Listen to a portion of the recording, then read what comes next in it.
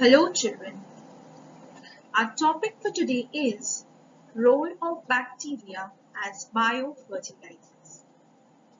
So in our last class we have seen what is the meaning of biofertilizers and what is its significance. Today we will see how bacteria act as biofertilizers. So the first topic here is microphores. Now, what is the meaning of microphores?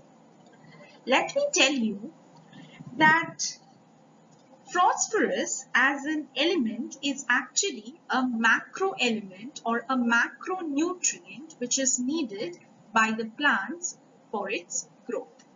It is a very essential element for the growth of the plant. And the plants, they utilize the phosphorus only from the soil.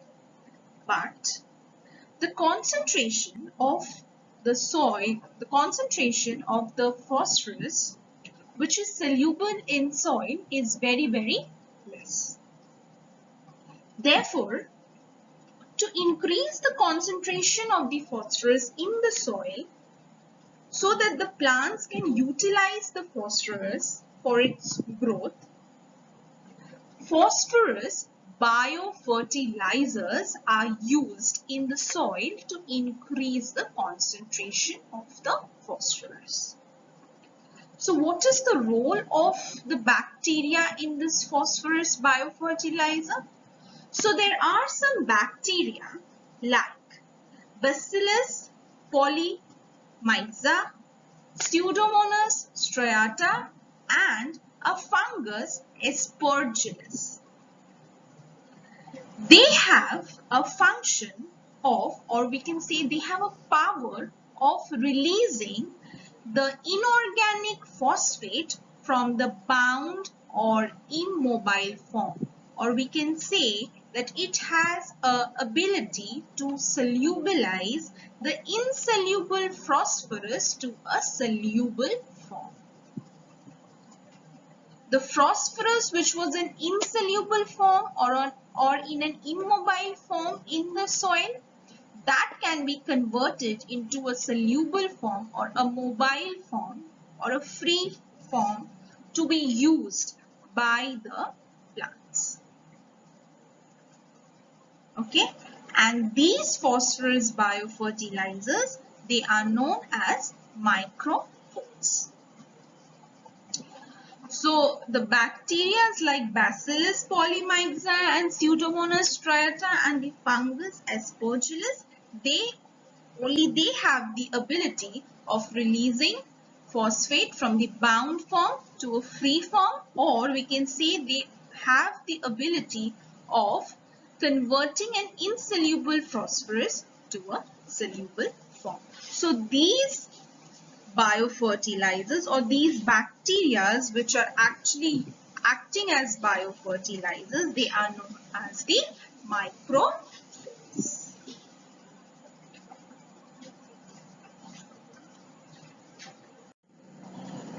Our second topic is fixation of nitrogen. Now, just as phosphorus, nitrogen is also another essential element or a limiting factor which is needed by the plants for their growth.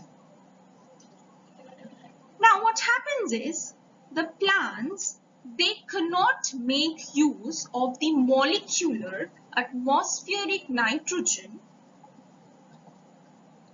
in the air, or we can say they cannot assimilate or absorb the molecular atmospheric nitrogen. So that molecular nitrogen has to be converted into a form so that it can be utilized, assimilated and absorbed by the plants. Right? So for that, the nitrogen has to be fixed, and the nitrogen will be fixed and will be made available to the plants with the help of certain bacteria which are present in the soil.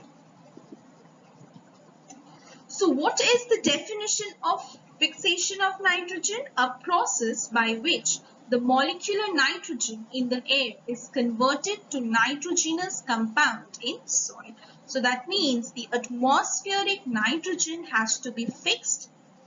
How will it be fixed? It has to be converted into a nitrogenous compound in the soil so that the plants can utilize that for their growth. Now, there are certain bacteria like Azotobacter. Now, Azotobacter is a scientific name, so it has to be underlined. Bacillus polymyxa. So, Bacillus polymyxa we just saw in microphore. So, they are another bacteria which has the ability, they are free living. They are free living soil bacteria. They are living in the soil.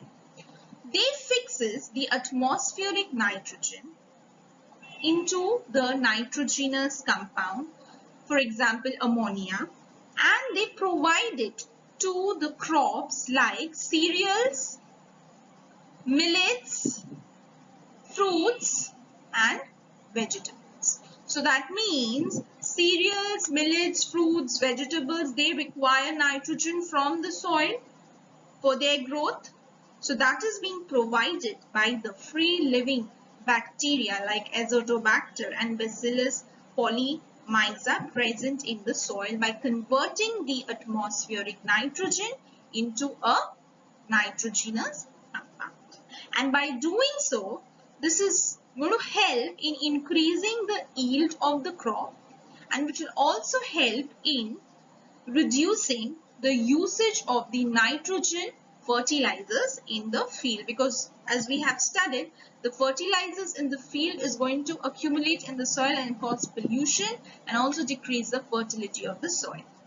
So if the free living soil bacteria are naturally converting it, so this is going to obviously reduce the usage of the nitrogen fertilizers in the soil.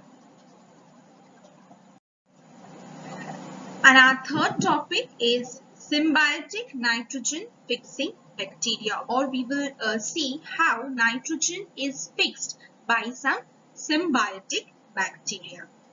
Now, the leguminous plants like pea, they are with root nodules. So, which are the root nodules? If we look into the diagram, these are the root nodules that we see in case of leguminous plants. So these root nodules present in the leguminous plant, it can help in increasing the percentage of nitrogen in the soil. So leguminous plants, they have the ability of increasing the percentage of nitrogen in soil more than any other plant. Why? Because of the presence of these root nodules. Now, what is so special about this root nodules? So, within this root nodules exists a bacterium known as Rhizobium leguminosarum bacterium. So, this bacterium, it stays inside the nodules of this host plant, that is the leguminous plant, and this bacteria helps in converting the nitrogen of the air to a soluble form, that is the nitrates. Okay, and why are we calling it a symbiotic relationship? Symbiotic relationship means two organisms staying together such that both are benefiting from each other. Right, so the bacteria is residing within the nodules of the leguminous plant, but it is not causing any harm to the host plant. Rather, in turn, it is helping in increasing the percentage of nitrogen in the soil. Okay, and this bacteria which converts the nitrogen of the air to a form that is nitrates, this nitrate is used by the plants for the growth. And whenever there is the death of the host plants, what these root nodules do? These root nodules, they release the bacteria as well as the nitrates into the soil, and then the nitrates is going to increase the fertility of the soil. So these are the three ways in which the bacteria are behaving as biofertilizers.